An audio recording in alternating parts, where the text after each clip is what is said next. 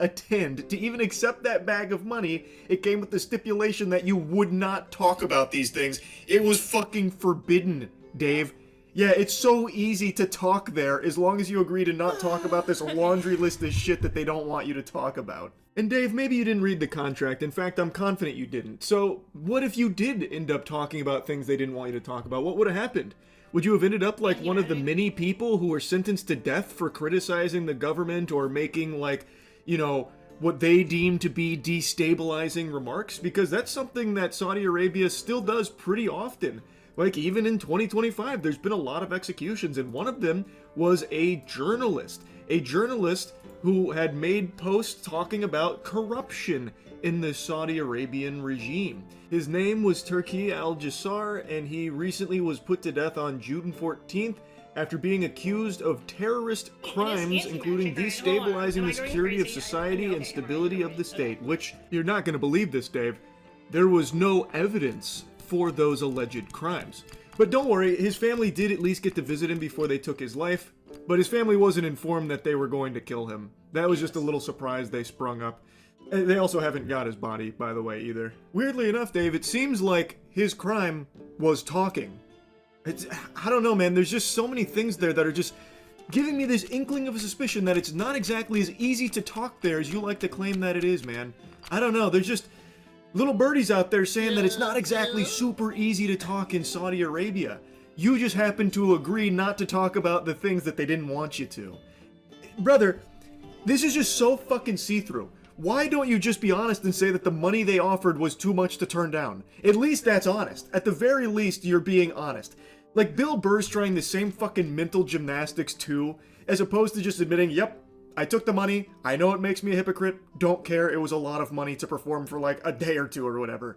Like, you might as well just be honest. You've already fucking done it. Yeah. There's really nothing you can say to be like, actually, this place fucking rocks. This is like all about, you know, we get to joke about what we want and have a good hoot and holler. Because that's just so blatantly wrong.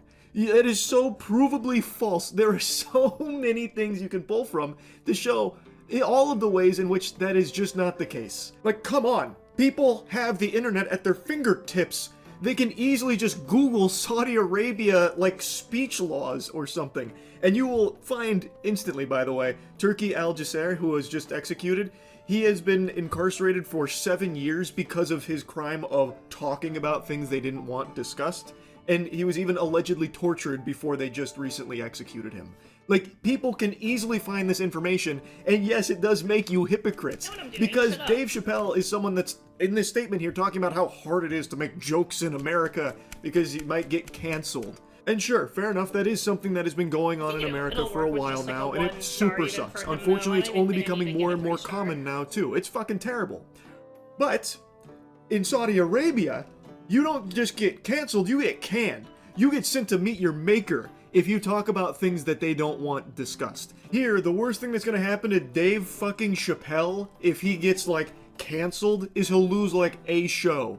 But then he'll make up for it with a $50 million Netflix special and 100,000 new fans, because people usually will support someone that gets, like, a show taken away because they said a joke that was too raunchy or something. Whereas the worst thing that'll happen to Dave Chappelle in Saudi Arabia, if he did decide to go rogue off book and start criticizing, like, the royal family and talking about corruption and shit, they might have fucking imprisoned him and maybe down the line killed him. Because they have a track record of doing that. Maybe not someone to Dave Chappelle's size, they probably wouldn't do that because they know that would be such an international incident, but to just paint the picture, that is something they do there, and actively continue to do, showing no signs of stopping. And yet Dave has the chutzpah to try and claim that it's easier to talk there than here. Fucking crazy, man. I almost feel like part of the contract had to be, like, brainwashing of these comedians too, like literally just forcing them to spit shit out for him, just vomit, like, tourism brochures. Because Bill Burr, after coming back, is like, oh my god, this was life-changing. Calling it a top 3 experience he's had. It was a great experience, that part of the world, and to be part of the first comedy festival over there in Saudi Arabia. The Royals loved the show. I mean, you don't say. They loved it? Damn, Bill, that's crazy that they happened to love it. Everyone was happy. The people that were doing the festival were thrilled. Great news, man. I'm super happy to hear that it went really well for the Saudi Arabian royals there. I was worried. I was a little nervous that the sets might kind of not go over really well there, but I'm happy to hear it was a home run with the Royals. God, Bill Burr's defense of it is almost as fucking stupid as Dave Chappelle's. You think everyone's going to be screaming death to America and they're going to have like fucking machetes and want to chop my head off? Because this is what I've been fed about that part of the world. Do you have anything I can use to recover? Who are you even talking to, like addressing with this? A ghost? Like, what? Who is actually expecting you to go over there and be met with machetes and people screaming death to America? They paid you unfathomable money to be there for a day, Bill. They're probably not going to be trying to chop your head off screaming death to America. You are there as a helpful, useful puppet on their strings that they are feeding money to dance because it is supposed to help them with tourism. This is put on by their fucking, like, tourism arm here. And also to help obfuscate a lot of the bad stuff going on over there. Of course they're not going to make you have a horrible time, Bill, by waving machetes around. What are you talking about? What a crazy unhinged statement. So Bill, before getting there, thought he was going to be met with machetes and people screaming death to America? Really? That was the impression you were under? Also, the way he talks about Saudi Arabia, like what he describes, I think is just like extremely fucking weird. Is that a Starbucks next to a Pizza Hut, next to a Burger King, next to a McDonald's? They got a fucking Chili's over here. I had to stop a couple times during the show and say, I'll be honest with you guys, I cannot fucking believe any of you have any idea who I am. It was just this great exchange of energy. They know their reputation, so they were extra friendly. How is that anything beyond, like, a full-blown insult? Is Bill just a big fucking idiot or something? Like, how oblivious is he to the world around him? He's talking about Saudi Arabia like he's talking to children. Hi, nice to see I cannot you. believe I you have guys some even files know here who for I you. am over here. As always. He expected them to not have, like, electricity or internet or something? Like, why wouldn't they know who you are, Bill? You're one of the biggest names in the world. Why would you think they wouldn't know who you were? He talks about this, like, it's just... I'm not taking crazy pills, right? Like, this is a super odd thing to say. He took this money, and as he's going over there, he thought he was going to be met with machetes and people coming for his skull saying, death to America. He gets there, and now he's, like, raising an eyebrow, shocked, saying things like, you guys have a fucking Chili's over here? What are the odds? Over here? In this part of the world, you have a Chili's? It's just so weird. Oh boy, like, again, if Bill would just say, like, look, I'm a hypocrite, I took the money, I couldn't resist, I put my hand in the cookie jar. I was too tempted. It is what it is. At the very least, you'd be being honest. Like, there's more dignity in that than what he's trying here with these statements. It's fucking crazy. Now, I don't want to just insult all the comedians that went. Nice. That would be a 10-hour video, because every comedian went, basically. There were a few that didn't, and I want to give flowers to one in particular, Shane Gillis. Shane Gillis has been on a meteoric rise for over a year now, where he's become one of the biggest names in comedy. And Shane Gillis, according to him, was offered a bag to perform at the Riyadh Comedy Festival. But he turned it down. He even did make a statement saying that he took a principled stand and declined the offer to perform at the Riyadh Comedy Festival. Now, he's not the only one that said no. I already mentioned Atsuko Akatsuka. She's the one that actually revealed the censorship rules in the contract that we talked about earlier. But it seems like the overwhelming majority of comedians that received the offer accepted it. I'm still not getting very seemingly without a second thought crossing their mind whatsoever. Even some of the comedians that claim to be very supportive of free speech, putting a huge emphasis on it as part of their materials and their sets about how important it is, like Jimmy Carr. Well, they couldn't resist either. Fucking Jimmy Carr was a co-headliner for this. Oh god, really stuck to your guns on that one, eh, Jimbo? Jesus. And he's far from the only one. If you look at the people that performed there, many of them you've probably seen frequently posting about how wrong it is that people face, like, punishments and stuff because of, like, what they might post online or, like, jokes or whatever. Yes, who cares? I'm uploaded now. They're totally fine taking money from Saudi Arabia, a place that literally has executed people for their opinions and things that they say online. Doesn't make a whole lot of sense, does it? Until you realize that those comedians, they don't actually believe any of this shit, it seems. They're more than willing to fold on all of this as long as they get paid enough money. It was pretty uncommon to see people say no. And Shane Gillis is right now at, like, the height of popularity for comedians. And he, I have to imagine, got a crazy offer to go but still said no. And I just find that to be amazing. I'm really happy to have learned that Shane Gillis wasn't there, but I was very disappointed to see many of those that were. All of the comedians that turned down the offer, I think, deserve like a very strong round of applause because they actually do practice what they preach when it comes to free speech and the importance of it. Meanwhile, all the comedians that love to yap about principles and all that for their sets and then still went to Riyadh Comedy Festival, seems pretty clear that it's all a bunch of fucking horseradish from them. To me, at least, it seems pretty clear that they're just fucking sellouts that don't actually believe in the things they pump their fist about and joke about on stage or anything. It's all just phony baloney performative, and as long as you give them enough money, it's not like a principle they're gonna stand by. They'll just go take the money instead. Oh, something else I really want to mention, and I know I've already been blabbering about this for a while. Tim Dillon is another comedian who initially accepted the offer, and then on his own show was poking fun at it in saying like they use slavery over there and that he's willing to turn the other cheek because the money was so much, that kind of thing. And they fired him for it. So the implication is when you accept the deal from Saudi Arabia, you then also have to censor yourself in America too and just constantly promote Saudi Arabia and the regime. So even on your own show in America, you were still needing to be a full-blown Saudi Arabian shill. So everyone that went is just so fake, such hypocrites, and they are now just fully shills for Saudi Arabia.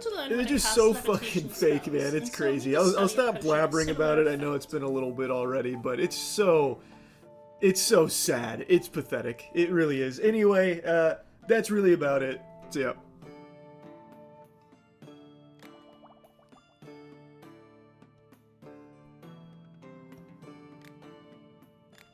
Graham Plattner. Graham. What have you done?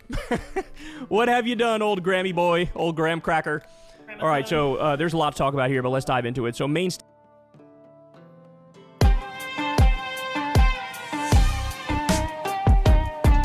Oh, my God. Oh, that is so good. Thank you. Yes, they do not. Yeah, and then she goes, like, what are y'all even talking about? You're fucking white Europeans. Grow the fuck up. I have 2 eyes. I can see. That's fucking fire. I mean, I love that.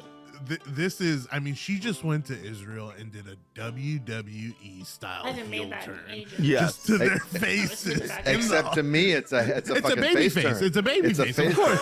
But to them, but she's in Israel right now tweeting this stuff. Yeah, dude. In So the she's middle just of the big match, you know, in the middle of the like it's Macho Man like attacking Hulk Hogan in the middle of their fucking tag team match. Oh, it's so great. She's gonna come back home. It's a baby face turn, but over there, man, that one, she got him. Oh man, it is so great. Now these are responses to her, like the beginnings of her talking about the, hey, by the way, y'all know that like you're all European, right? And then people just started yelling at her. And now, you know, when Azealia gets on the defensive, she does not fucking back down. So she immediately went to, I'm tired of all these Jews. And then, you know, people are yelling at her. All the people who liked her now hate her. You're straight up making stuff up. Judaism started in the Levant. Ethiopian and most black Jewish communities aren't direct descendants, which I love this. I love the, again, using race science, but for good.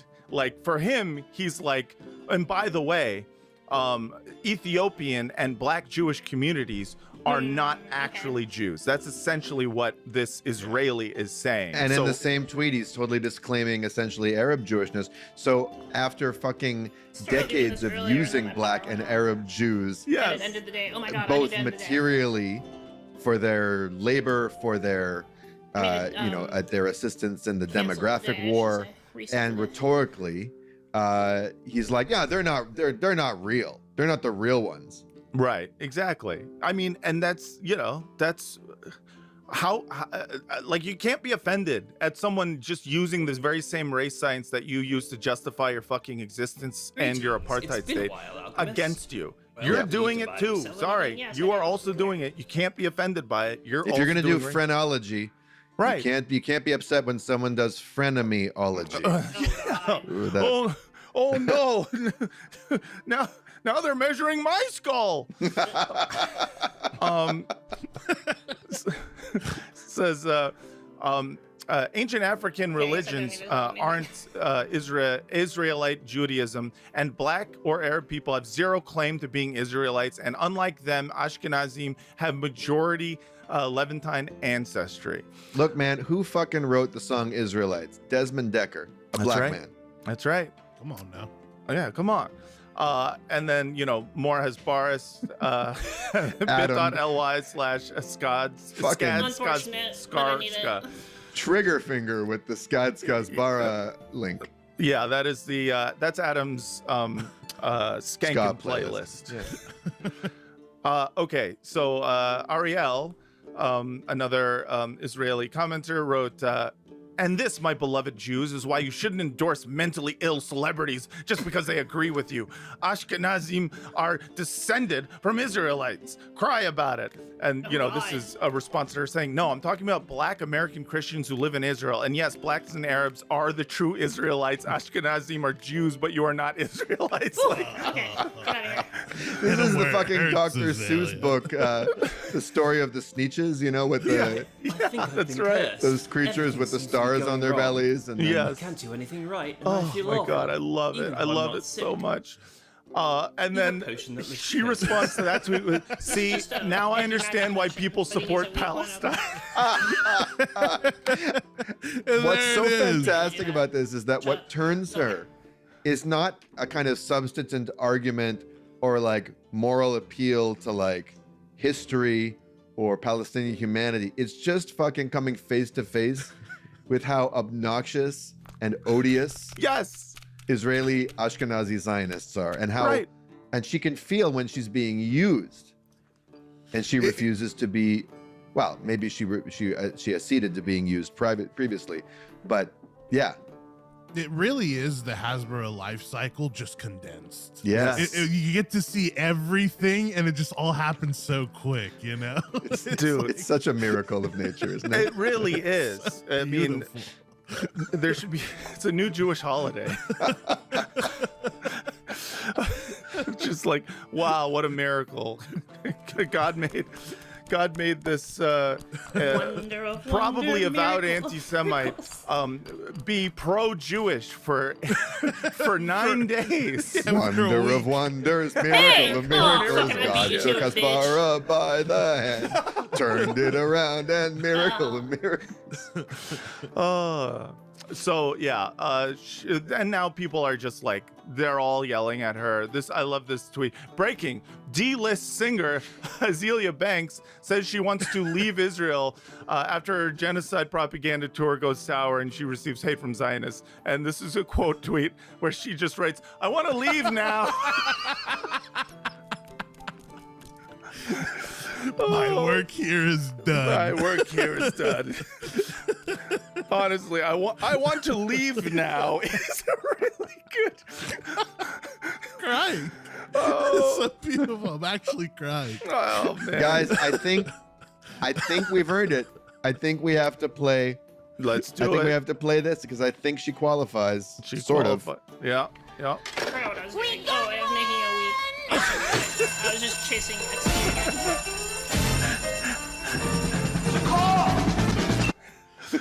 Yes, we did. We got one. And it's like, the greatest part is we didn't have to do anything. It was just like, no. Let her interface with Israelis Yeah. for a handful of days. Don't bother her. She'll be back. Yeah, don't worry. Just It's let the it. homeopathic cure for Zionism. We have discussed having her propaganda tweets on this podcast for like months now, and every time we almost did, we skipped it because we were like, either I don't know, man, she's situation we still got kind of over here. mentally ill and whatnot, and just like there's nothing no, really it was here. way too close. I didn't mean for that. And to then happen. I like to think that there was a part of us that was like, no, just wait. This ain't over. This ain't over. Just wait a little bit. She's coming. She's coming. coming. Don't worry. She's coming right to us. And everyone's mad. This is Ben Tel Aviv, who's known as Ben Pendejo. Sure. So Benny Pubic Hair wrote, she went way too far. She thinks she is special. She doesn't understand what these it's 2 just- years it's not a weak meant. one anyway, so it What doesn't these really 2 years did. I used to retweet her and converse with her, but I won't going forward. Red line crossed. The end. Didn't he also maybe just before this or like a week before this say, I am in touch with Azealia. I'm Yes. having a conversation with her. He tried to Yes. re-educate her Yes. He because tried he's to. he's a black Hasbarist who lives in Tel Aviv, I guess. Yes. He was, guys, he's like, guys, don't worry. I'm in contact with her. I'm doing damage control. Like, he 100% was like, I just need to call and say, cut this shit out. And she was I'm like, the Zionist I- Michael Organization Clayton. that can defeat Yeah, enemies that are exactly. very She's out of pocket. Okay. I'm on it. We can do that. I'm gonna visit her at her home. We're Actually, gonna deal with wait, it. Wait, what does he the want? greatest thing Explosives? he probably talked to Acid? her on the phone and she was like, I already did the show. I forgot. I should know. already got the money. Who is you? Who is you? Like, acid makes sense. Oh. It's for something that And then we can finally, armor our last specifically? most favorite tweet from just a few days ago. No shade. I kind of get why people hate Israel and subsequently the Jews. Because you guys are surviving on the USA's dime and you're collectively way too fucking arrogant and secretive and entitled. Just generally overall speaking, we have to keep it a buckety buck and stop pretending that, quote, anti-Semitism is a mental illness. In parentheses, it is. No idea what that. Not sure what was going on. I think that was her subconscious. We gotta stop pretending it's a mental illness. It is. It is. Yeah, in her brain, it took control for half a second to be like, it is. Help. Do you have Wasn't a wasn't potion there that increases a the Saturday Night Live character, Mr. Subliminal or something like that? He would Oh, yeah. always speak his internal Kevin- monologue, like Yeah. Tom Hanks or something like that. Yeah, no, it's a Kevin Nealon character. Kevin I Nealon, believe. that's yeah. right. Yeah, it is. But y'all be trying to be all elusive and weaponize this religious arrogance, but still asking America for money. Here you go, Which I buddy. assume is the fuck. Go get I'm her. not really sure Or what him. tuh Or is. them. Then y'all over there starting shit y'all can't finish in the Middle East, and now I Like see the why Nakba. And now I see why the world thinks you guys are a fucking nuisance. I didn't get it Why? before, I but got I some get it fresh nuts and now. flowers Still for love you. you guys. Will you take This a is a look? great concept.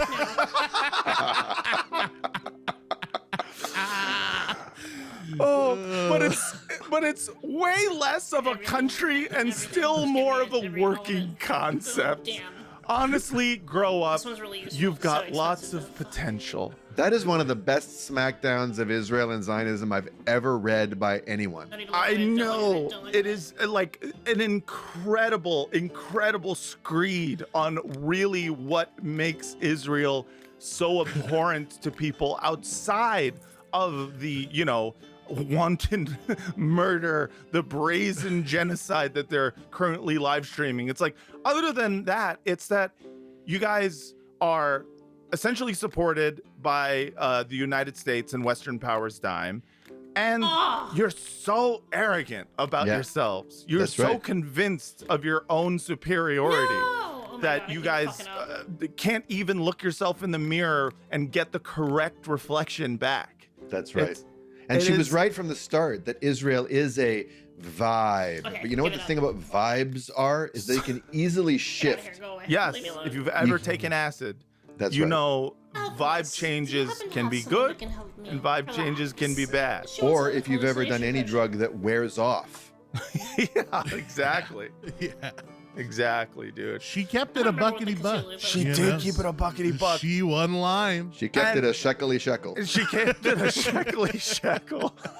I never had a hallucination Oh, of the it's so oil incredible. bath. I also want to point out the clear difference between the way that is written and the way that the very first tweets are written. Very Yes. good. This Al-Aqsa Mosque in Jerusalem, Okay, the world whatever. won't let Israel take back, is built on top of the Jews. Oh, I Like, need a potion just for my in next case you experiment. were A wondering, fire potion. Okay. a lot of those not written by Azalea Banks. Yeah, she was. Yeah. She was like rehearsing at a look at studio those owned by a colors, man. settler who invited her back I guess to I the like it. I'm a settlement fan. for And the I- weekend and like asked to borrow her phone or at least fed her some talking points. And like, I don't know, he sort of God, I cannot wait to get the full story. I cannot wait. I hope she recorded it all. I hope there's Oh, a me too. documentary in the making. I mean, want to know. I want to eat it up. Yes, I want more of it. I need a potion because, that will let me take it's down like enemies I with need to my learn whether or bare not this hands. was, Okay. and I don't believe it is a plan. I I want it. like to believe it. This is how I I like want to it. believe it. But I do want to hear about how we got here because it's so this amazing. is the plot arc Or that does he wants Kanye rage. deserved. Kanye, someone of his stature, should have used the opportunity as a chaos agent to sow some really interesting, Yes. funny, and Ideas, like yeah. illuminating chaos. Dude. Yeah, the documentary should be called From Alchemist, I'm a Statecraft to battle Concept. mage, and I often Yeah, restore the exactly. after a fight. Oh, Do you have anything man. I can use? Oh, Yeah. the Wes Azalea Banks. Or everyone. proof of concept. Yeah. Here's a skin ointment. Oh, well, Yeah. I gotta say, now that we're this far, Enjoy your ointment, uh, my guy. Azalea, go on Bad Asbara. Seriously. Oh God, yes. Tell us your story. Do you know how much fun Oh. she would have on this show with us? We would She- show her such a good time. Yeah. Oh, you would. Oh God, I can't. If you're listening, Azalea, I can't Alchemist, recommend do it you have any enough. force I'm gonna that DM her. I needed Fuck for it. Do my it. Experience. DM. I At don't know this if I point, believe you, you know, but you seem I- like If a Elon Gold stand-up tweeted, guy. DM'd you, And you those know, unsavory Azalea Banks vibes will don't be come in here there. anymore. Exactly. Maybe I should- I mean, maybe I at should this start point, making it's them like, come here. I'm gonna start turning people down so hopefully, they she's start probably coming already in. forgotten about the time she called me the It's getting a F little slur. dull in here. So I mean, I worked my way all the way other back than from, that, like, you the know, zero, if she or forgets from the- that wait, and she what was puts, it, in the you know, 100, her, I guess? her past behind her, and maybe calls it genocide. Yeah, she'll probably change her mind on that too. That's the thing. As soon as she comes on this podcast, then she'll just be like, "Oh man, I like the Jews again." I'll be like, "Well, okay, you should have always liked the Jews," and then she'll be pro-Israel, and I'll be like, "You haven't learned a thing. You haven't learned anything." Yeah. Thank you so much for watching that. Please like and subscribe, and please support us. Patreon.com/badhas. Last night after my show, I watched the full mayoral debate. Real rough. Russell, That, did you watch any? I watched Okay. the 5 or 6 clips that Wait, what was I have doing? made it around Twitter. Oh yeah, you want poison. Sure. You know. Listen, they got into the weeds a little bit more, Uh huh. and it was sometimes when it gets into housing stuff, you're like, yeah, I don't know enough If you don't pick to the fully plants, gather this. does Yeah. it grow even more? Like, does it grow? but I more the will next say it day, seems even if like- you- Wait, what? Curtis just wants more cops. Just more cops. I don't know when anyone listen as a dumb person or dumb in certain respects. I just go to the things where I go, well, that's not it. Yeah. Cops arresting fair invaders, fair evaders, Yeah. not gonna work. No. Not gonna work. I'm like, it doesn't make sense. It seems like it's more money to pay the cop than the person evading. So I'm like, yeah. you know what I mean? Like, and the I'm just- consequence to the evasion is not. It's just not worth the crime. Yeah. You know, it's just so intense for such a small. So yeah, I lean towards free buses at the very least, Yeah. and we'll see. We'll see. That's It's pretty just like close. I don't know if it's politics. perfect, It becomes though. like It'd be really you know, cool if it Zoran were. chose two places that this thing worked. And then you know Sliwa says, well, that place is very different from New York, and it's like, okay, so we have some data. Do we just keep doing everything that we're doing now and just add more cops with guns? Is that the salt? We need more. That's what we're adding to the soup, or do we try the thing that seems kinder, and in an ideal world would work? Yeah. And you know, these are where I'm basing a lot of my I think it's a little political too high. views Yeah. Oh, for just sure. kind of like a lot of times you don't know what will work, and I lean towards the kinder thing. Yeah. But all I know is that the one thing that is obvious to tell is the tactics that Cuomo is using to have people not vote for Zoran, and that's why I want to play this AI ad Oh, I heard that about they deleted very quickly. But this is an AI generated ad. Paige, could we play it? Zoran Mamdani's opponents want you to believe he's an inexperienced radical whose policies will make New York City more dangerous. But what do his actual supporters think? Mamdani isn't crazy. He's just trying to even the playing field. You know, give everyone a fair shot. Sure, he said multiple times we need to defund the police, but that was just a metaphor. And yes, he did say crime is a social construct. But that was also a metaphor. His main backer, the Democratic Socialists, instead, for sure. ideas are common sense, such as Decriminalizing misdemeanors, like shoplifting. Oh my God. third-degree assault, Oh my God. trespassing, This is prostitution. it's ridiculous. And drunk driving. With plans to And they got decriminalize Emily all Gilmore drugs, there, Mamdani too. will be a Like, job she's catching creator strays. for drug dealers. Instead of helping us homeless get off the streets and into the mental health facilities we need, he wants to give us safe injection sites to do crack and let us sleep in subway carts. These are actual policies Mamdani and the DSA want to implement on day one. When a woman's being domestically abused, she finally won't have to deal with some pesky cop to arrest the abuser, but now a Oh social my God, I worker to just help, realized you know, we were discussing kumbaya the mushrooms, situation. not dicks. Damn. That's why I lost it. I was like, oh, fuck. Breathe in, This isn't interesting breathe anymore. out. Mamdani is finally lowering jail sentences. Guilty! But Mamdani says you're free to go. Why do I have to look at his like, fucking, like, befuddled face statistically the whole leads time? to an Like, what the increase fuck? for sex trafficking of women and young girls by Show the video. I 70%. don't need to You watch can't it. I'm have like, oh. safety without equality. For I guess that's like unlawful the TikTok abiding method. citizens Yeah, like yeah, us, that's fine. globalize the intifada. I'm a criminal. I'm a criminal. I'm a criminal. I'm a criminal. Yep, All right, let's do it. I'm a Let's do the criminal results. We're for gonna- Zoran. For Zoran Mamdani.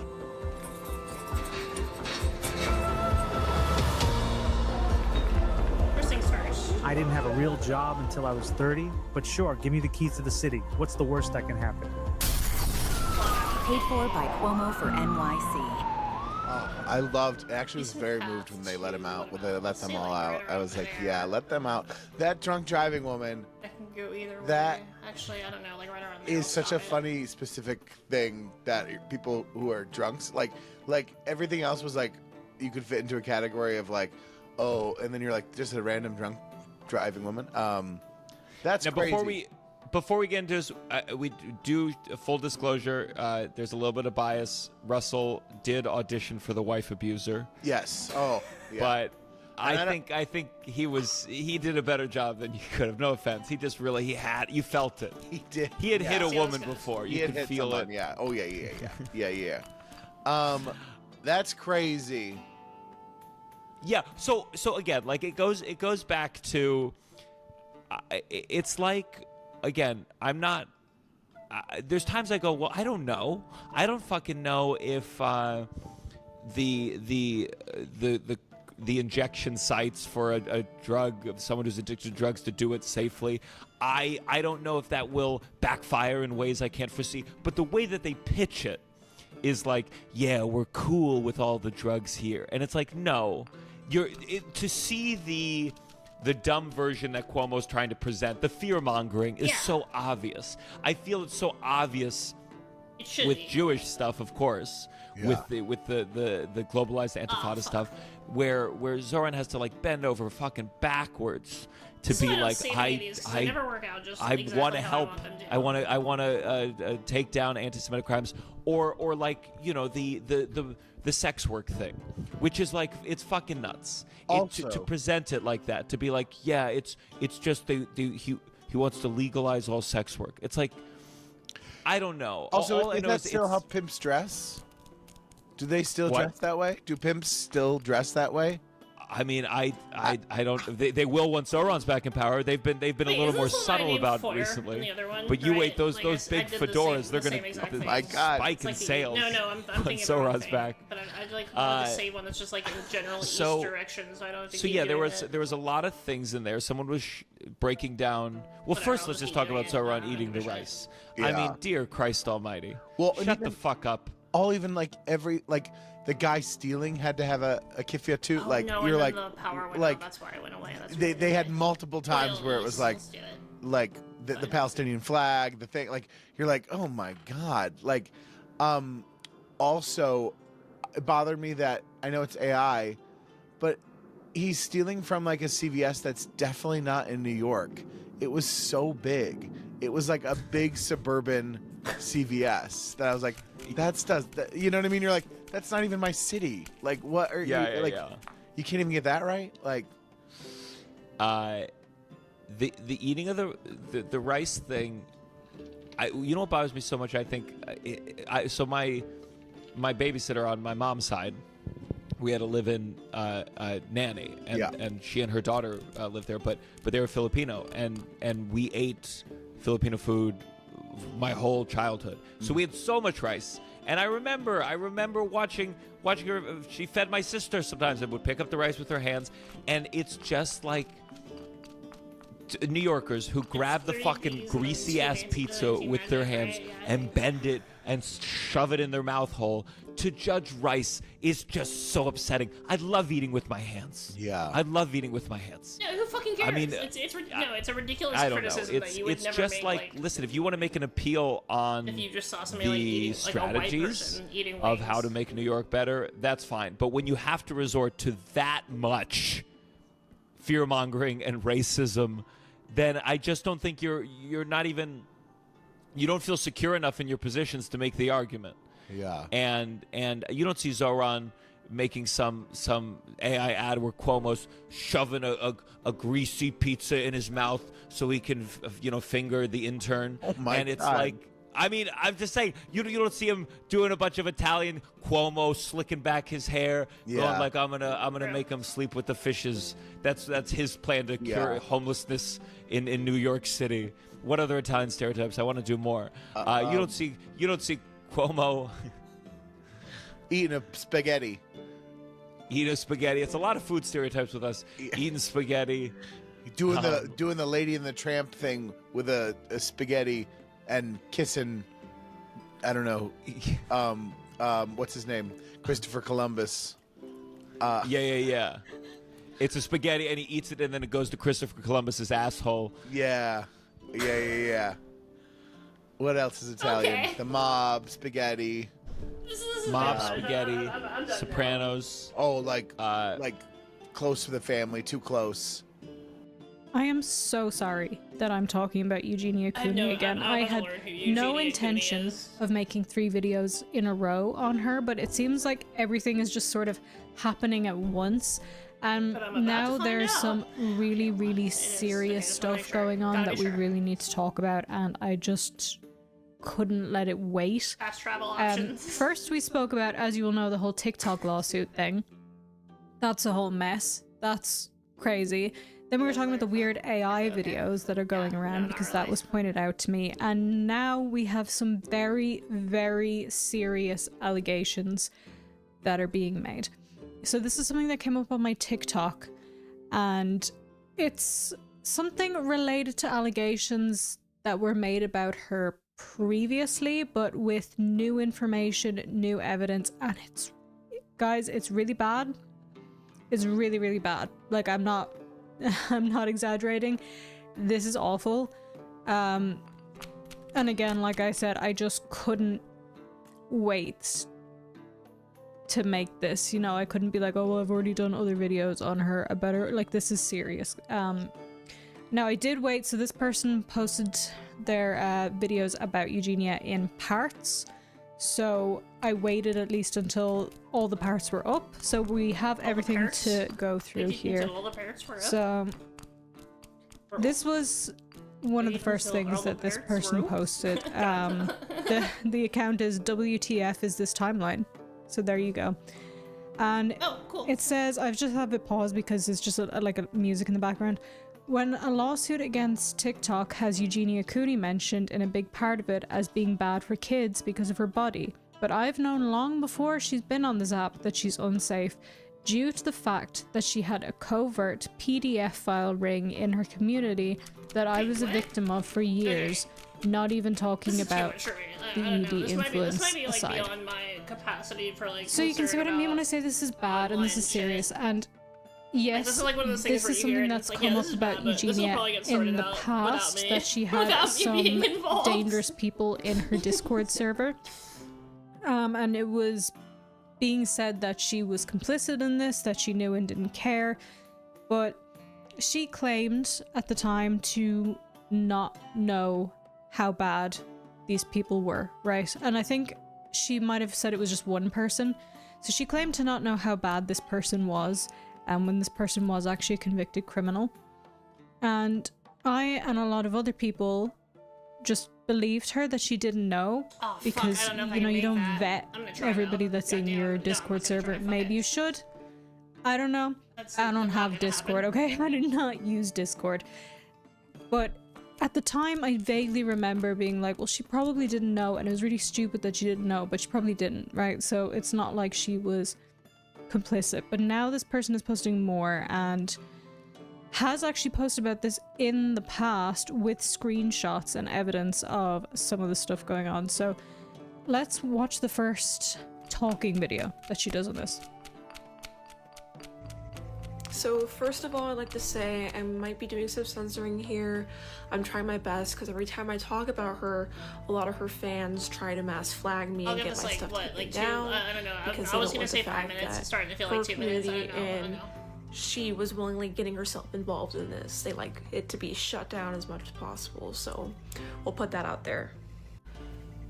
And when I say this is an issue, I don't just mean 1 or 2 bad men or bad people in her previous Discord or Twitch or YouNow communities. I mean pretty much every guy and even some women looks like in it this might pass space right were through doing where I'm this trying to to get. children Let's see. and vulnerable young adults. When you ask Eugenia Cooney about the situation now, yeah, I just need she to. often pretends like it was just one person and conflates all these stories with just being about one guy. Yeah, this is what I was saying. So there are a couple of iffy people in this story, a couple of... And when I say iffy, that's me being like very blasé about it. There's a couple of really sinister people that were in her Discord servers and were mods for her and stuff like that, but at the time she was talking about it being just one person. And I think a lot of people went with that. And we're focusing on that one person, but as we'll see going forward, it was more than one, according to the screenshots and evidence being shared, which, by the way, I should say this now, everything I'm saying in this video is alleged. It's based on speculation and opinion. Do not sue me. I don't feel like being sued. Okay? Everything's allegation. She knows she can get away with that with the amount of confusion with how many different names are involved, like usernames, screen names, things like that. But it's actually multiple people, and there's multiple levels to it too. Like not everyone was a full-blown groomer of children. There was levels here. There was levels of stalking, levels of boundary crossing, things like that. Things where things didn't go as far as they could have because there was some intervention to protect the person involved. In other instances where it did go really far, it kind of varies. And there's some situations I don't know about because I'm not the only minor teenager that went through her community at the time. There could be thousands of stories I don't know about. So I just want to say, yeah, again, to point out, this is this person saying like, yes, there was a lot of people involved, pretty much every level of person. There was something bad going on. And that's just, we're gonna get into some of the screenshots, and when you see them, the way that my jaw dropped, and I can't believe I didn't see them when she originally posted them. I feel so bad about the fact that I didn't see it when they originally posted this. Sorry, I said she, I'm not sure if it's she. When they posted it. So, I feel bad about that. Anyway, let's continue and see what else she says. It is definitely important to know the basic facts.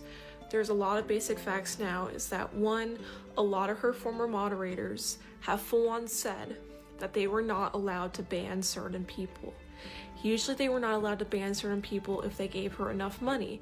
If they were nice enough to her and enabled her issue enough, you know what issue I'm talking about, she would be very against getting these people banned. Even when they had a history of people coming to them and saying, hey, this person was creepy to me, this person was talking about their private parts to me, or this person's stalking and attacking me, can you please get rid of this person? Or maybe they have some other issue, like they're threatening people in chat and things like that. No. She was always very insistent on, don't ban these people because they're nice to me, so they must be a good person. That is the mindset that Eugenia Cooney was in with every single one of these men, unless she had a reason to turn on them, like if they turn on her, or she got too much heat for keeping them around. I will say, I've heard it said before that, like, Eugenia will just keep people around if they're nice to her. I don't care about this.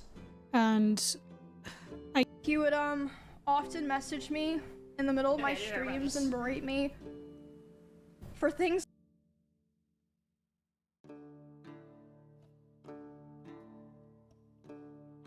I don't really care about the... Today's program is brought to you by Ground News. I want you to imagine a state. Maybe it looks like this, or this, or this. Doesn't really matter.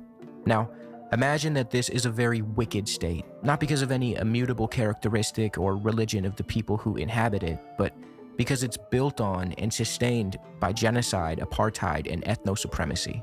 Now, imagine the type of individuals or organizations that would stoop so low as to defend such a state, to whitewash its ethnic massacres and its very raison d'etre of maintaining racial homogeneity within its borders. One such organization is none other than the infamous Anti-Defamation League, also known as the ADL. The ADL is a New York-based NGO with 25 regional offices in the US, one of which being a government relations office in DC, staff members in Europe, and a dedicated office in Israel.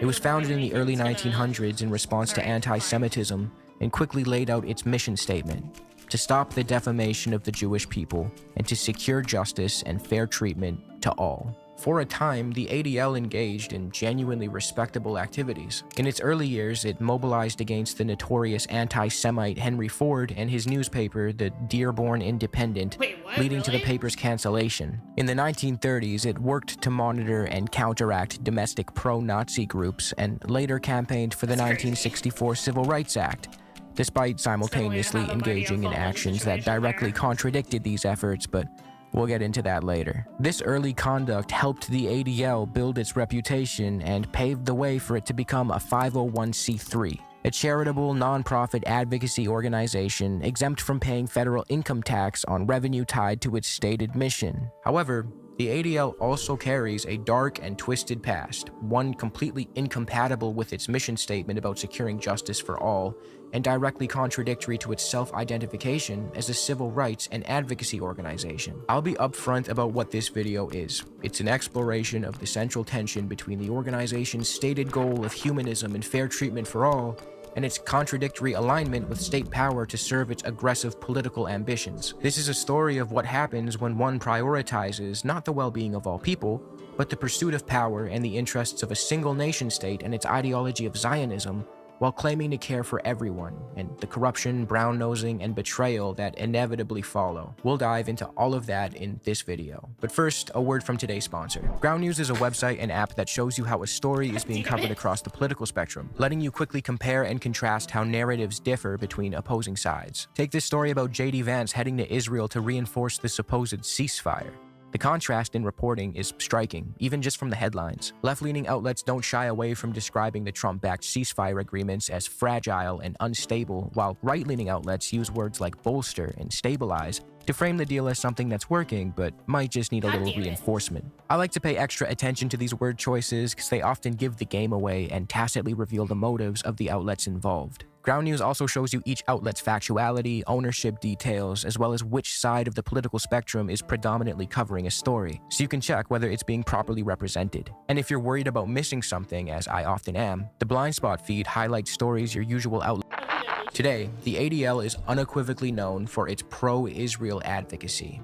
While it only began prioritizing Israel in the late 60s and early 70s, the organization has always been deeply loyal to the U.S. state, both before and since. The ADL understands that by cozying up to state power, it's more efficient in achieving its political agenda. The organization itself openly states that one of its major contemporary efforts is to counter so-called anti-Israel activity. The irony isn't lost on me that a supposed humanitarian civil rights group rides this hard for a racist apartheid state and does so by lobbying the government and labeling anti-Zionists as anti-Semites. But I digress, we'll circle back to that later. When an organization maintains both a major lobbying presence at home and an international office dedicated to a foreign state and explicitly defines political activity related to that state as a primary concern, its priorities inevitably shift. The universal goal of securing justice for all becomes replaced by the geopolitical goal of defending Israel's image and policy interests in the US. As a result, the ADL has transformed from an organization claiming to safeguard the safety and reputation of American Jews into a political instrument fundamentally concerned with protecting the security and diplomatic standing of the State of Israel. In order to better understand how it does this, we need to briefly touch on how it makes and spends its money. The ADL makes its money through individual contributions, grants, donations, and things of that nature. It also has a sister foundation, the ADLF, which is tasked with managing and investing the ADL's endowments, trusts, funds, and other assets. The ADLF also operates in part as a donor-advised fund and ultimately works to funnel more money the ADL's way and keep the organization going. Think of it as a fundraising arm. The ADL also enjoys funding from high-profile donors. Major corporate backing has poured in from companies like JP Morgan, Uber, Apple, and even the CEO of 21st Century Fox threw $1 million the ADL's way back in 2017. And when you think about it, it kind of makes sense why these big corporations obsessed with their public image and reputation donate to a supposed civil rights organization. See, that's the power of the ADL. It can appeal to the liberal side of the aisle by flexing its supposed aspirations toward human rights and equality, while also appealing to neoconservatives like the staunchly Zionist Adelson Family Foundation due to its uncompromising support for Israel. This bipartisan funding allows the ADL to position itself strategically, giving it influence on both sides of the aisle when pursuing its legislative agenda in Washington. Which brings us to how the ADL spends its money. A significant portion of the ADL's budget goes toward paying its staff, and it pays them handsomely. Now, as a socialist, there are few things I enjoy more than seeing a well-paid, well-cared-for staff, but leave it to the ADL to make me bitch about that too. In 2023, the ADL CEO and National Director, Jonathan Greenblatt, made over $1 million, including over $185,000 in bonus and incentive compensation. And he's not the only staff member to receive such a bonus. These performance-based incentives, combined with the ADL's explicit focus on pro-Israel activism by way of lobbying the government, expanding its media footprint, suppressing anti-Zionist voices, and so forth, suggest that compensation is directly tied to staff members' ability and eagerness to achieve the organization's political goals. In other words, the ADL employees are likely financially encouraged to act aggressively and prioritize pro-Israel outcomes above all else. On top of that, the ADL pours massive amounts of money into influencing federal policy. Just in one quarter, quarter 2 of 2025, it reported spending $360,000 on lobbying alone. That's a lot of influence over how policies are shaped. While I have this lobbying report loaded up, let's take a look at what exactly the ADL has been gunning for this year. We've got House Resolution 521, standing with Israel as it works to dismantle Iran's nuclear enrichment capabilities and defends itself against Iranian attacks on civilians, as well as House Resolution 2346, the Accountability for Terrorist Perpetrators of October 7th Act, seeking to provide legislative backing and secure funding for Israel's objectives. Then there's Senate Resolution 72, affirming that Hamas cannot retain any political or military control in the Gaza Strip.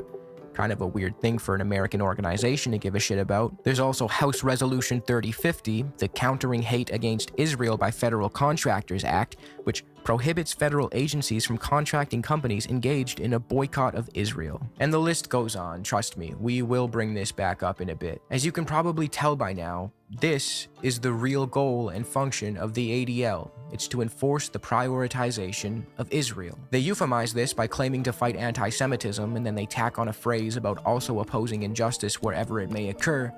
But as I hope you can see, this is just a marketing ploy.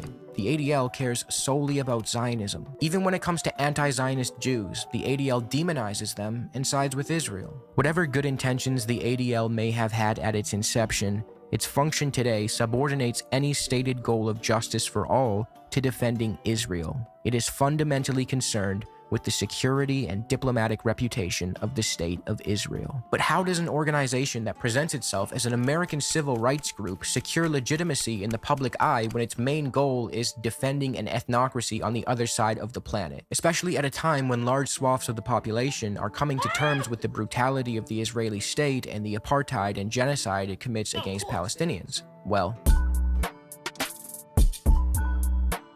see, the ADL and other like-minded opportunists understand one crucial thing. The Jewish people have been wrongfully persecuted throughout history, and anti-Semitism is a vile malignancy. So, when it comes time to defend the ethno-supremacist project of Zionism, weaponized accusations of anti-Semitism can buy the project some time before the walls cave in and the State of Israel loses its legitimacy. But as Israeli historian Shlomo Sand reminds us, the oppressed of yesterday are not necessarily always the oppressed of today. History serves only too often as an arena in which the roles of hunter and hunted, strong and weak, are shuffled around. See, the uncomfortable truth is that today, systemic, institutionalized anti-Semitism is not a serious threat. On the contrary, in the US, you can literally lose access to grants, loans, and development funds over supposed anti-Semitism just for criticizing the State of Israel. Or worse, you could be wrongfully arrested. If a politician in, say, the US, Canada, or Germany ran on a genuinely anti-Semitic platform,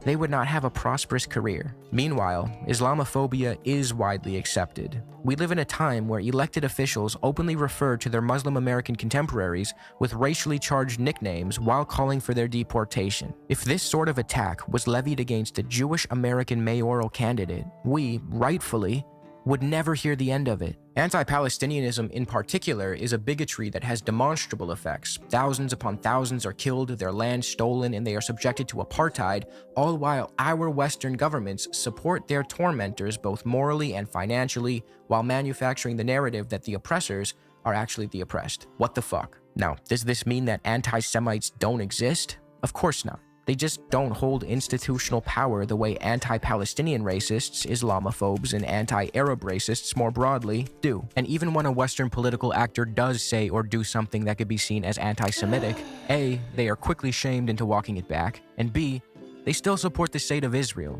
And in the eyes of the Zionist, that's really all that matters. We have to talk to Ilan. He's not an enemy.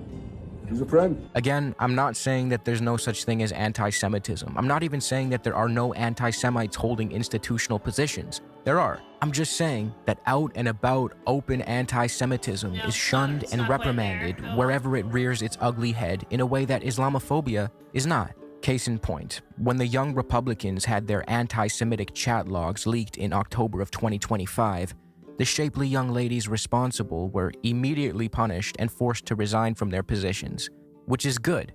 Andy Ogles, on the other hand, has yet to face any comparable penalization. Now, you may think that this reality, the fact that anti-Semitism is so institutionally unacceptable, is a good thing. I know I do. But if you're an institution that thrives off the existence of anti-Semitism, as the ADL is and as Zionism in general does, this reality becomes quite inconvenient. All those millions of dollars coming in every year for you to fight anti-Semitism, those only pour in so long as anti-Semitism poses a real systemic threat. Oh, and that precious ethno-state of yours. How are you supposed to weaponize accusations of anti-Semitism to deflect from criticism of its behavior? How do you deal with the reality that anti-Semitism just isn't a major institutional or systemic threat when your project and livelihood depend on it being one? Well, you start playing with definitions and blurring the lines between concepts until you get to the point where criticizing an active genocidal settler colony in the Middle East constitutes anti-Semitism? While I'm on the topic, let's take another look at the ADL's lobbying efforts for Q2 of 2025. We can see them advocate for House Resolution 1007, the Anti-Semitism Awareness Act of 2025, which seeks to legislate the International Holocaust Remembrance Alliance's, the IHRA's, working definition of anti-Semitism into federal oversight mechanisms. At first glance, that doesn't really seem like a big deal. Anti-Semites and Holocaust deniers are disgusting, and an organization that has Holocaust remembrance in its name couldn't possibly be compromised, right? So what exactly does the IHRA consider to be anti-Semitism? Oh, shit. Denying the Jewish people their right to self-determination by claiming that the existence of a state of Israel is a racist endeavor. Which it is a racist endeavor. Read the 2018 nation-state law or the writings of Zionism's pioneers. Drawing comparisons of contemporary Israeli policy to that of the Nazis, which can accurately and easily be done. I hope you guys see the issue with this. Do you understand how absurd it is to claim that calling out Israel as a perpetrator of apartheid is anti-Semitic? Or to insist that the racist, ethno-supremacist ideology of Zionism shouldn't be compared to the Nazis, who had a similar ethno-supremacist project of their own? These are entirely apt observations, yet the IHRA considers them anti-Semitic, and the ADL seeks to codify their baseless and flawed logic into law. And Greenblatt, the ADL CEO, is relentless in his quest to push this narrative that anti-Zionism is inherently anti-Semitic. We can see him deploy this sleight of hand when he makes the rounds on outlets ranging from smaller podcasts like this one. I will not sit with anti-Zionists, because anti-Zionism is anti-Semitism. All the way over to MSNBC. And if you wouldn't tolerate it, if someone is wearing a swastika on their arm, I'm sorry, you shouldn't tolerate it if they're wearing a keffiyeh on their neck. And CNN. This gamer, Hassan Piker, who regularly employs awful genocidal rhetoric against Jewish people in the Jewish state. Israel's doing this, yes. The Jews. Well, Israel's doing it, not the Jews doing Jewish it. people, right? No, it's not. It's They're not. So one thing you have to understand is that a like difference. There Enlighten is me, 'cause a I'm just major asking. difference, because like what Saudi Arabia does is not about Islam. You know, it's not like ISIS is doing what they're doing for Islam. You know what I mean? I'm Muslim. I don't f- those guys. Gamer Hassan Piker, who regularly employs awful genocidal rhetoric against Jewish people. By controlling the definition of hate and what constitutes anti-Semitism, the ADL is able to secure their political influence and financial well-being. This allows them to leverage institutional authority and potential federal funding restrictions to serve their real agenda, not the defense of civil liberty, but the suppression of anyone who opposes the ethnocratic apartheid regime of Israel, including anti-Zionist Jews. This so-called civil rights organization prioritizes defending apartheid, denying genocide, and securing provisions for and laundering the image of the state perpetrating these crimes. As a result, the ADL finds itself in a position where its main opponents aren't even the Nazis or white supremacists they claim to be fighting, but the left-wing anti-apartheid activists who actually pose a real threat to the ADL's racist objectives, as we will soon see. Because of this, the ADL finds itself wrapped up with unlikely right-wing bedfellows like Donald Trump, Elon Musk, and even Christian evangelicals who want to send Jews to Palestine to fulfill their apocalyptic prophecies of the second coming of the Messiah. We don't even need to mention that in this prophecy, all the Jews get damned to hell. Oh well. As long as these evangelicals support Israel, right? I think I've successfully made my point and illustrated how and why the ADL functions the way it does in the modern day, and how and why it hides behind and weaponizes a real bigotry, anti-Semitism, to defend another bigotry, Zionism.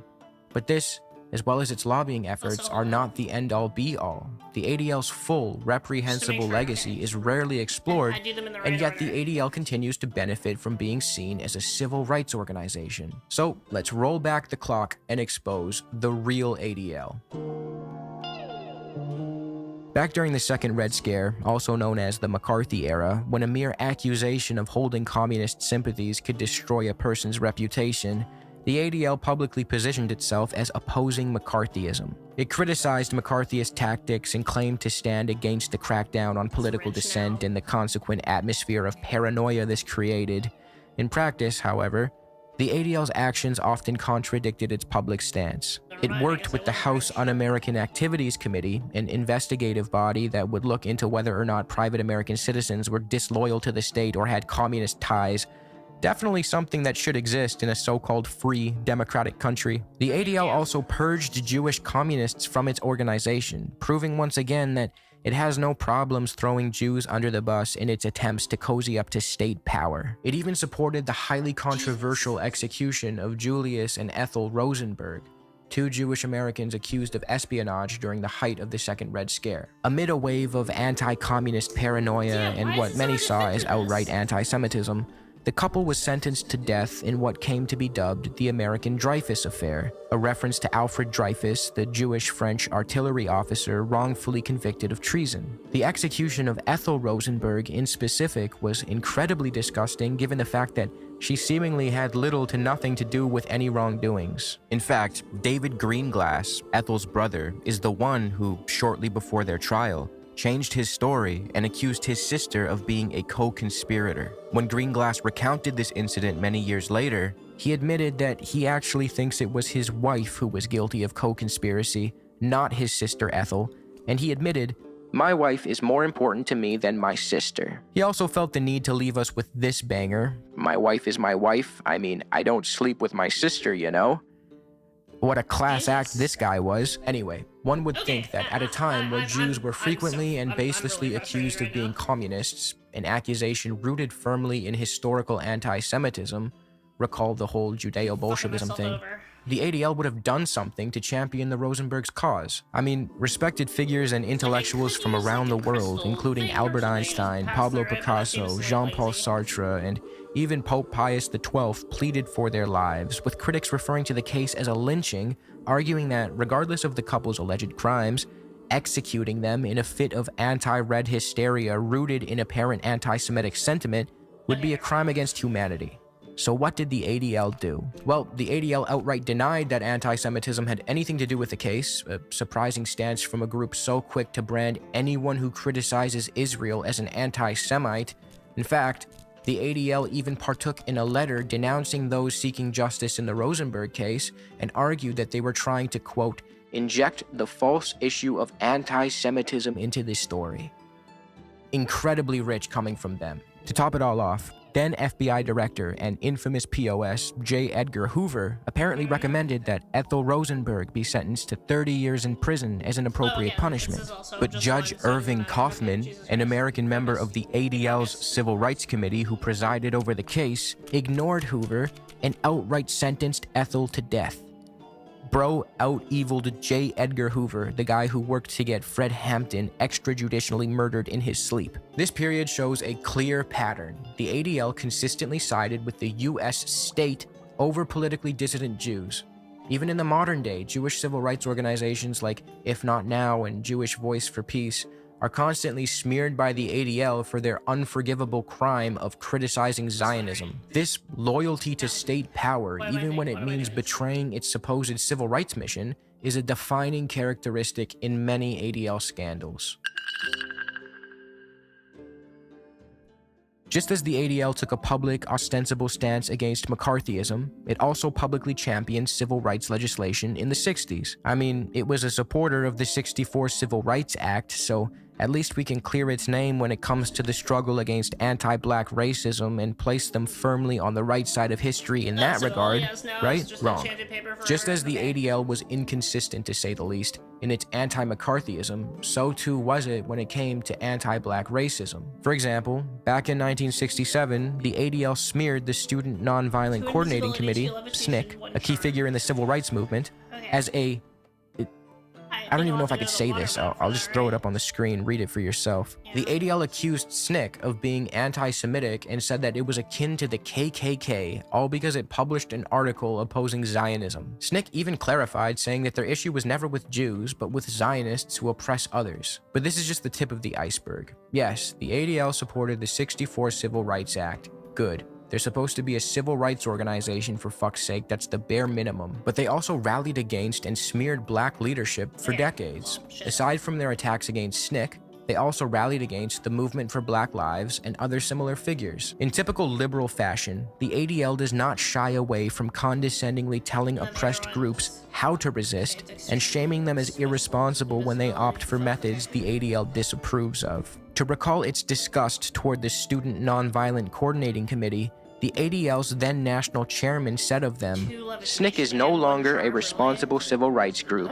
It tied itself to Chinese, Soviet, and now Arab propaganda machines in the US. I do not think the majority of black people go along. SNCC represents a minuscule minority of black people. Americans generally rejected this kind of extremism, whether it comes from a group like SNCC or one like the Ku Klux Klan. It is an irony that SNCC should tie itself to the Arab cause, because when an Arab country, Saudi Arabia, still maintains slavery." As you can probably tell, this is a tactic still commonly used by liberals today. They pay lip service to an injustice, condescend those who actually fight said injustice, and when convenient, point to another country committing an injustice to deflect from their own. In the modern day, the ADL's racist agenda is showcased through its program that brings American cops and other law enforcement figures to Israel for training. In fact, thanks to our trusty friend the Wayback Machine, we can still access a now deleted 2016 ADL document where they literally bragged that 100% of major U.S. metropolitan police departments have sent participants to ADL's National Counterterrorism Seminar in Israel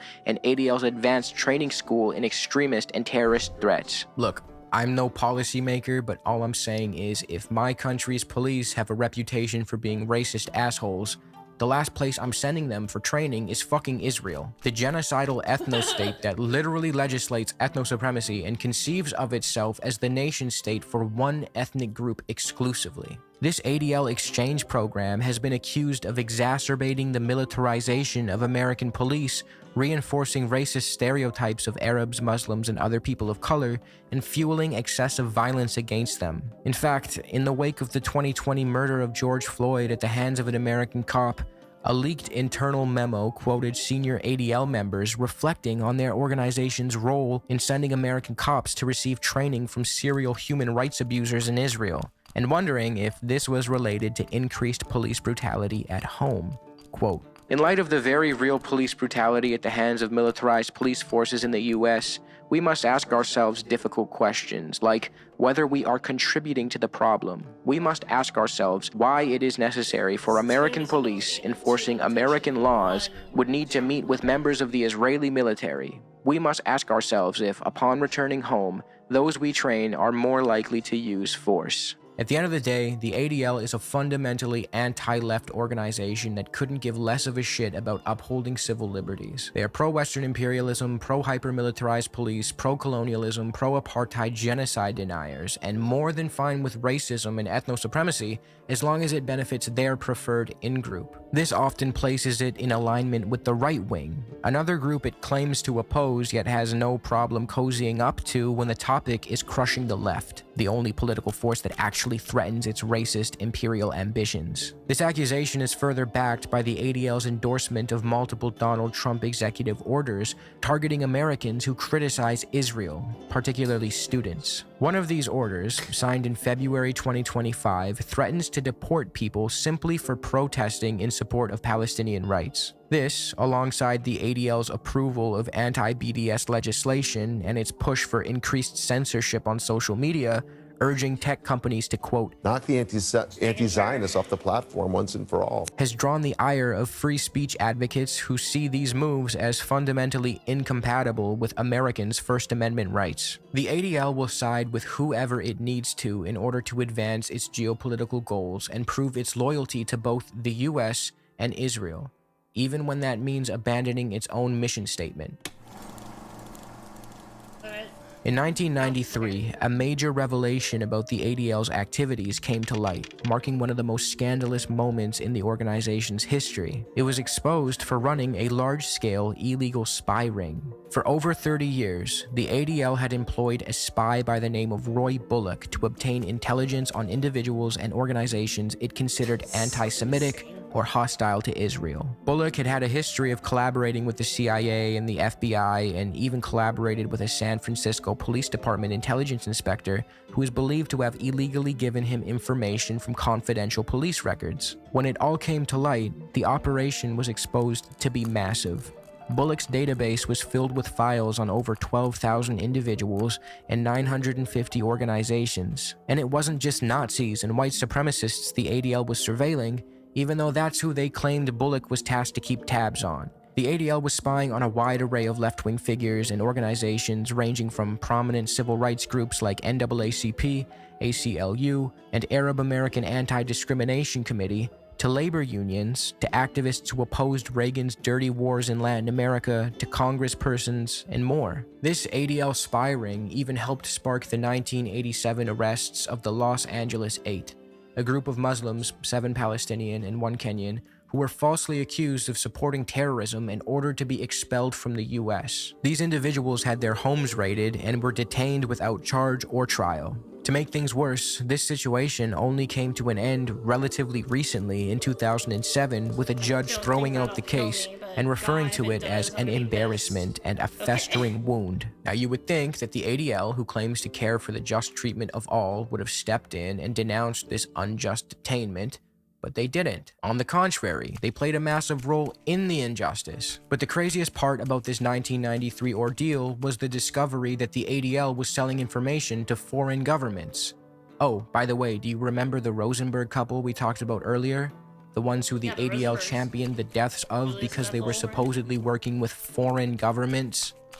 Kinda hits a little different now. Anyway, Roy Bullock, the ADL-employed spy and federal informant, was selling information on anti-apartheid activists to South African intelligence agents. The ADL was actually regularly sharing confidential intel with the South African Bureau of State Security, the South African Gestapo, as Mark Ames, writing for Pacific Standard, called it. It also came to light that the ADL was spying on Black American congresspersons for the white supremacist South African government, with Bullock eventually telling Los Angeles Times that it wasn't the most political thing to do.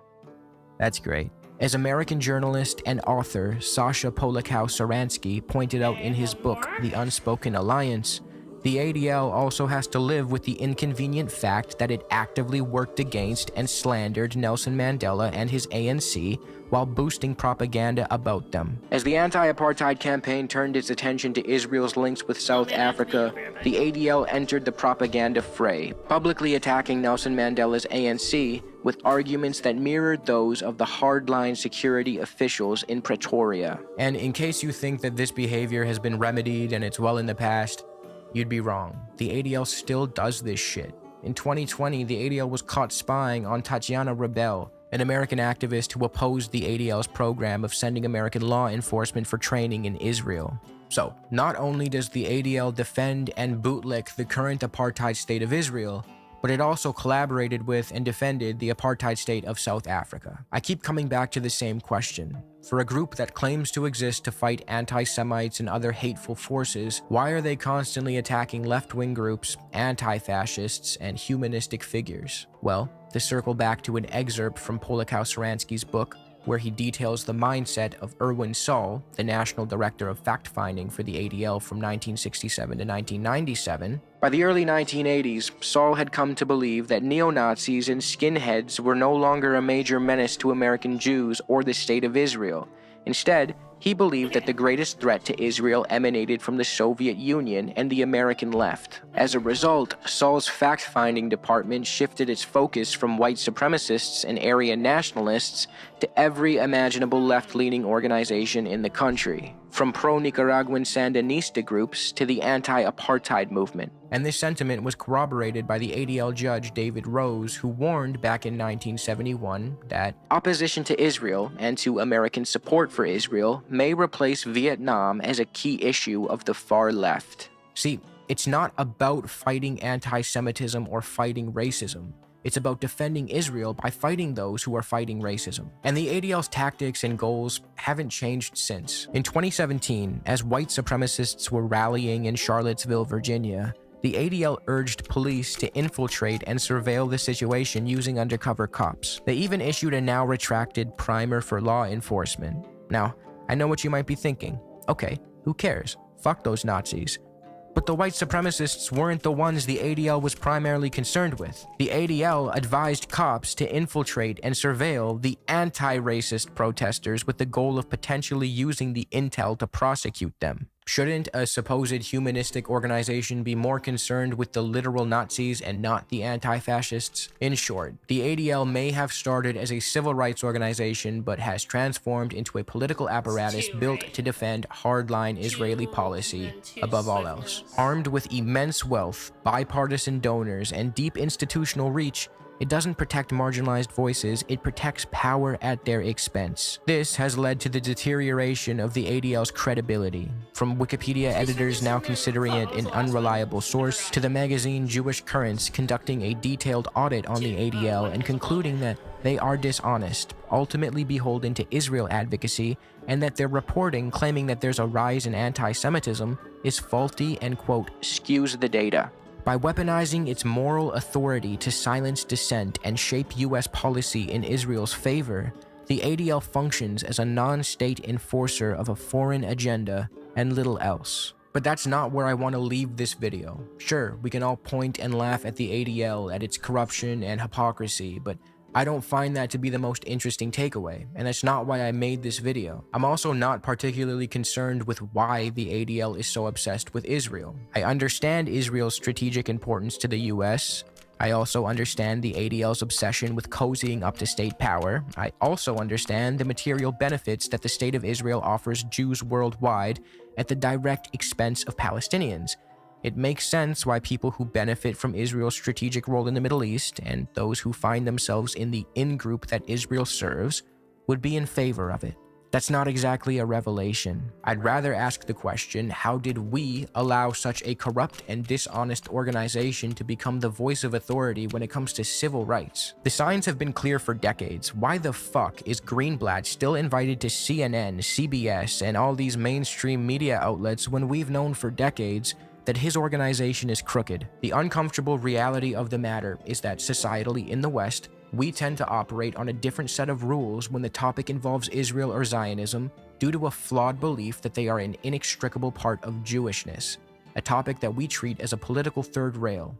No touching. Now, I absolutely do not deny the historical suffering of Jewish people, and I consider anti-Semites to be repulsive, but I also understand the dynamic created by Western philo-Semitism, where political and media establishments treat any issue connected to Jewish identity with kitty gloves. At the end of the day, people are just people. They can fuck up the same way you or I can, and acting as though an entire group, due solely to their immutable characteristics, is incapable of doing wrong creates fertile ground for opportunistic Zionist supremacists who don't care about the well-being of ordinary Jews and solely care about maintaining their neo-fascist ethno-state to conduct what we've witnessed for the past 2 years in Gaza. Again, when American politicians feel comfortable publicly making bigoted remarks about Muslim Americans and threatening to deport them for no reason, the strand of bigotry that needs our direct attention at the moment is not anti-Semitism. Earlier this year, there was a social media post made by the Los Angeles Holocaust Museum. It showed 6 arms connecting in a circle, depicting solidarity among what I assume were meant to be members of oppressed groups. Another slide mentioned how Jews shouldn't let their history of trauma cloud their judgment when a genocide is being committed by people who cynically claim to have Jewish best interests at heart. I thought this was a thoughtful post, given the genocide of the Palestinians raging on in Gaza and all the genocide denial surrounding it. But then something happened. The LA Holocaust Museum was bombarded by Zionist activists who claimed the post was anti-Semitic for even alluding to the plight of Palestinians. This backlash resulted in the post being deleted and the LA Holocaust Museum issuing an apology. I don't know how else to interpret this situation other than coming to terms with the fact that when we championed the phrase, "never again," in relation to the genocide of Jews at the hands of the Nazis, far too many meant never again, but only for Jews. This is a reality exacerbated not by the anti-Semite, who again is despicable and repugnant, but by the philo-Semite, who treats anything they perceive to be linked to Jewishness as sacred and beyond reproach. We don't treat the other victims of the Holocaust that way. Romani people, Slavic people, we don't champion their right to create an ethno-state in some unrelated land and displace or kill the people living there.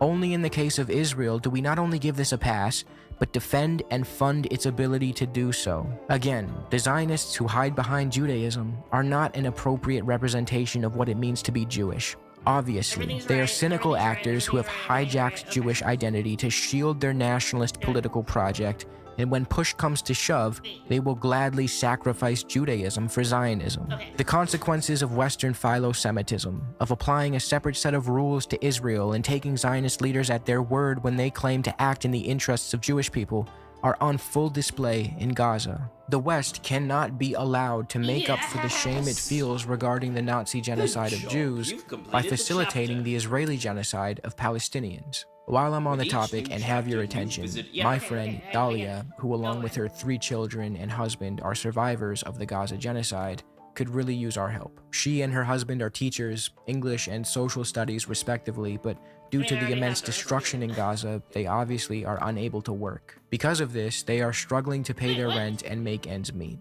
If you're in a position to help, it would be greatly appreciated. I'll attach her campaign below. If you like this video and want to see an exclusive extended version where I talk about and expose the group's Canary mission and stop anti-Semitism, that is available now for my tier 1 and up supporters on Patreon. Thank God. Thank you. Go crazy.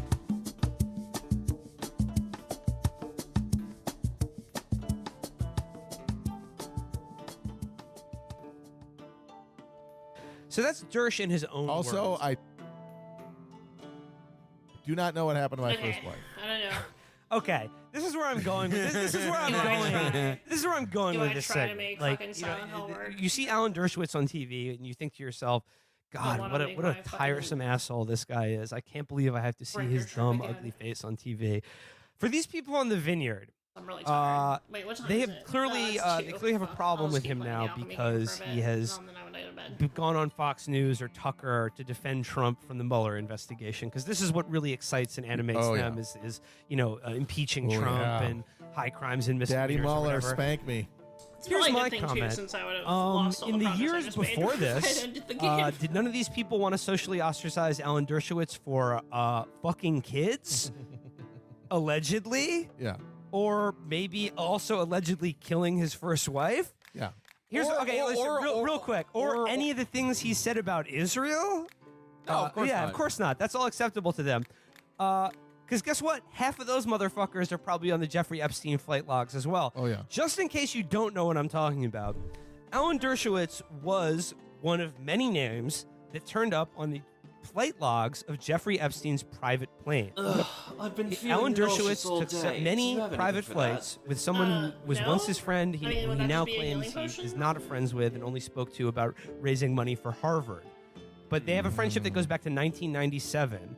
And Alan Dershowitz, and again, in case you don't know, Jeffrey Epstein is like the millionaire financier who went to jail for suborning sex from a minor. Could have done much worse time, but what do you know it? Alan Dershowitz, who again was on his private flights to his quote Lolita Island. This is a guy who literally created a golem, had but there's a one ring problem. of It's underage too girls soft. acting I as need a his potion sex that will make slaves. my This is golem all as solid this as a is stony documented in federal court. Wouldn't you know it? Alan Dershowitz was So wait, you just made like a involved in his legal defense. Wait, what?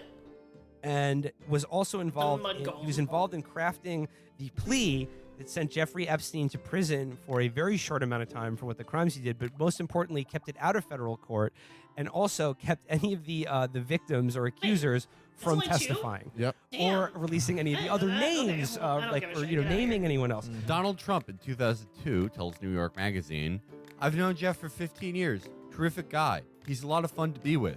It is even said he likes beautiful women as much as I do, and many of them I have are a on the problem. younger side.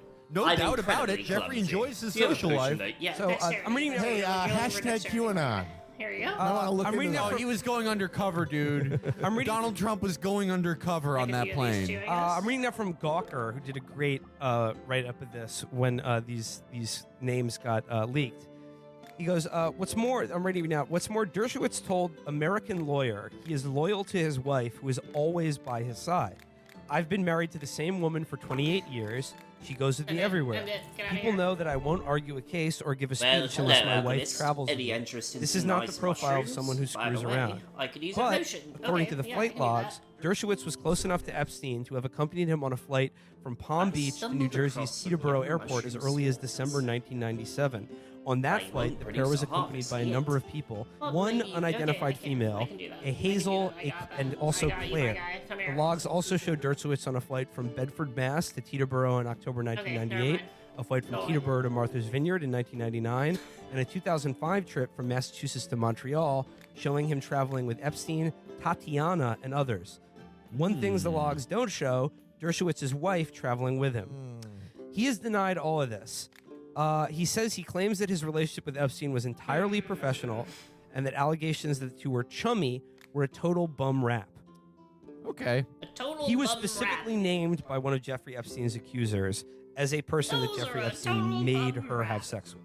This was in federal court.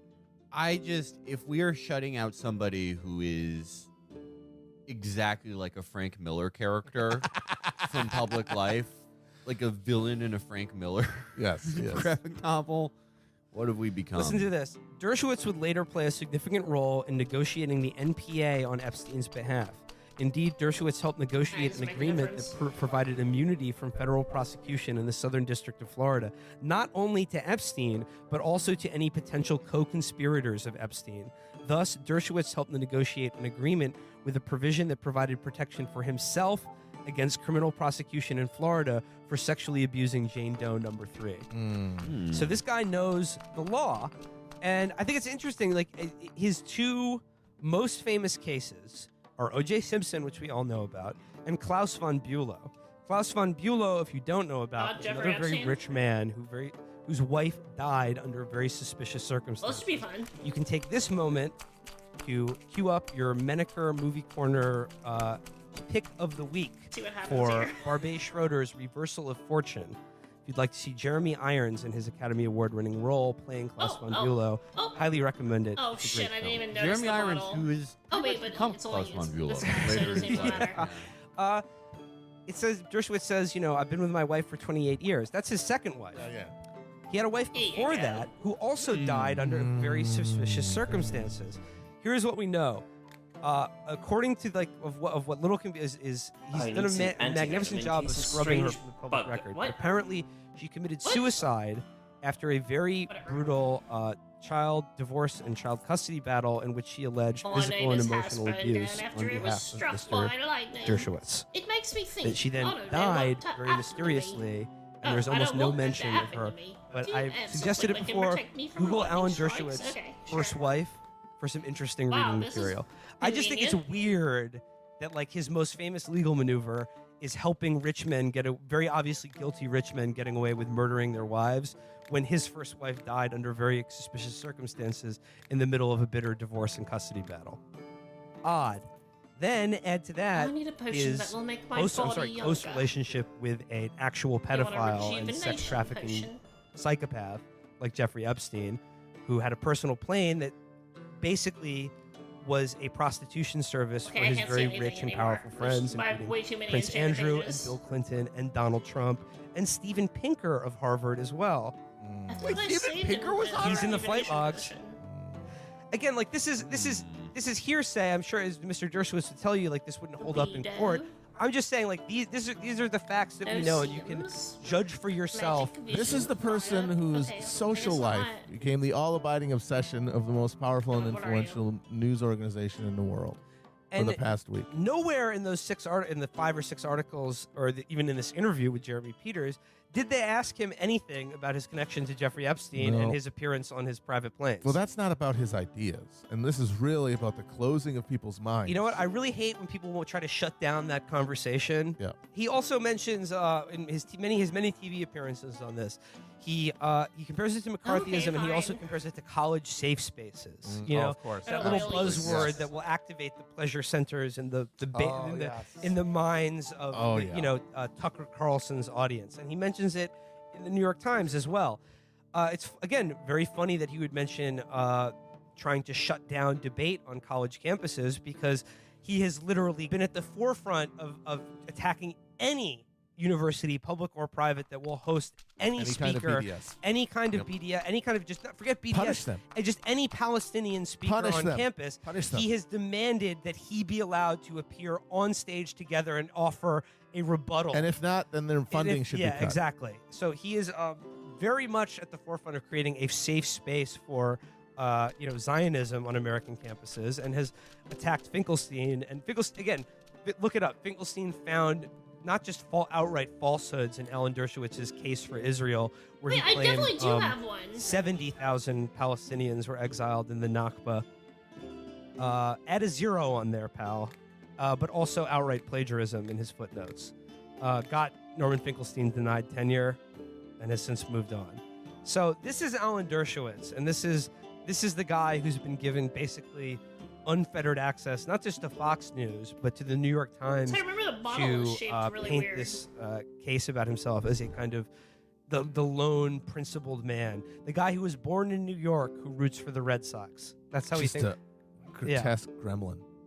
And the thing is, it's and not I'm even sorry, also probably a fucking rapist. Yeah. Allegedly, Allegedly, I mean, cover our asses here, but I'm just saying, but it's not even. Take all that holistically. What the fuck were you doing on Jeffrey Epstein's private plane? Just the thing I don't even understand from the New York Times' point of view is you can't even use the cynical explanation of, if it bleeds, it leads. The American people aren't baying for Dersh news. Dersh is not a popular and well-known figure across America who has a lot of fans who are invested in his social life. He is not Ariana Grande. But their commitment to just maintaining this discourse about discourse in the face of just collapsing reality, it's insane. It's a cargo cult at this point. It's like they're saying novenas as the fucking ship sinks. I mean, I wanted to talk about Dershowitz because I find him so personally repellent for so many reasons. But this is also another example of, again, Donald Trump was on those flight logs. Donald Trump was very close friends with Jeffrey Epstein. Okay. And I just think it's interesting now that a huge part of Trump's support, like we've talked before about the QAnon people and so much of the conspiracy theories that now dominate our time, all revolve around child sexual abuse and child trafficking for the purposes of prostitution.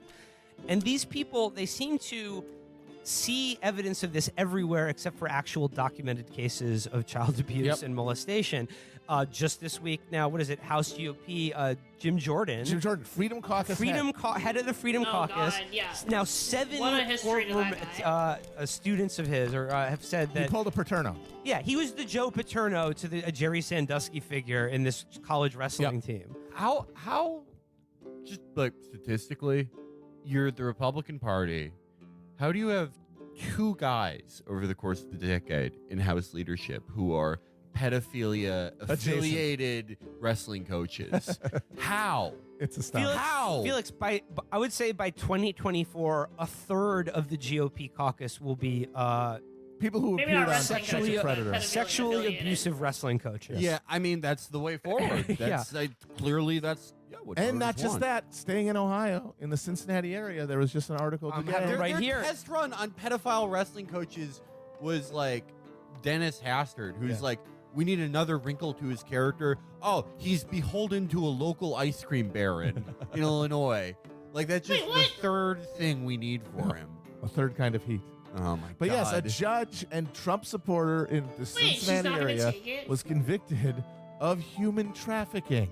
He was a conservative activist and a judge. hanging judge. He was a hanging judge known for his draconian treatment. Yeah, Law and Order. He was a longtime conservative activist who apparently also was a trailer park slumlord and don't give who me any of your weak would sell heroin to his teenage renters and then make them Runaways. teenage runaways and give them heroin and make them pay rent in sexual favors. Yep. With minors. Again, young girls in exactly the same way Epstein was doing. Yeah, that sounds bad, but I would rather go to a big empty field in New Mexico or in Arizona next to an old camp with some fucking knocked over bottles where I've decided is a rape center and just kick over the fucking tanks of water that people put out for migrants. That's doing more to stop child abuse. Well, what I'm just gonna tell what did we everybody say? I don't wanna They deal with it want anymore. a quest I'm that can gonna never do it. actually be completed. Yep. Because they're chasing a phantom when the real fucking goblin sorry. is out there. Yeah.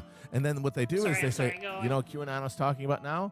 Well, this is an op by the feds. Vision? This is an op by the deep state Nope, that's sorry, opposing get out of Trump. Uh-huh. They were creating false accusations. So actual cases of pedophilia, actual victims, fake, false flags. Anything you can just make out of whole cloth on Twitter is way more real, even though there's no victim and no even conceivable person associated with it. For our most online Americans, nothing Give is me real. some more evil Nothing people. is real. Is real Yep. anymore. And I mean, Everything is as real as everything else. what? Yeah. It's just a smooth, flat my plane. God, just you take can just your fucking rearrange potion the and elements get out of however you my want face. because they all have equal weight. Everything is either like Russian active measures or it's the Hollywood pedophiles creating smokescreen for you. Nothing's actually I was a little happening. taken aback by Everyone her who doesn't turning talk down to the you in your potion. life anymore is part of that Just because it conspiracy. didn't have her like 100% freaking awesome, my man. It's just astounding that there's not God been damn any it. piece of art really that I can think of that has captured this sense of unreality that is totally pervasive now. But I mean, Damn, I you're come talking out on about the top. Matrix? Always. That did not do a great job.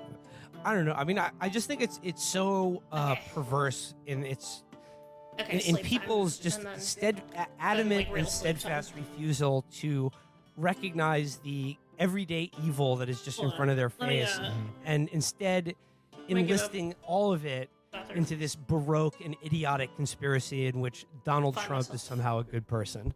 Yeah. That's the most insane thing about it. Well, yeah, It's that's not- the it's not linchpin of even- all of it. It's not even like the secret arrest or what. That's not as insane as the thing where it's like Donald Trump is altruistic. Yes. Yeah, or That he theirs. would sacrifice anything for anybody at any time. The keystone delusion that undergirds every other delusion is their fundamental hallucinatory idea of who Donald Trump is as a person. This venal monster who encapsulates every negative trait. He is like if they He's stuffed Noah the seven, Cross, who's but stupid. just a reptilian monster. Like if you stuffed a sack with the 7 deadly sins and put it in a fucking microwave for an hour, it would be Donald Trump. Just disgusting, viscerally repellent.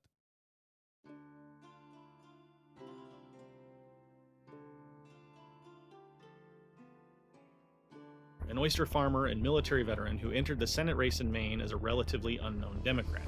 I'm not afraid to name an enemy, and the enemy is the oligarchy. His ability to directly confront America's oligarchy in a straightforward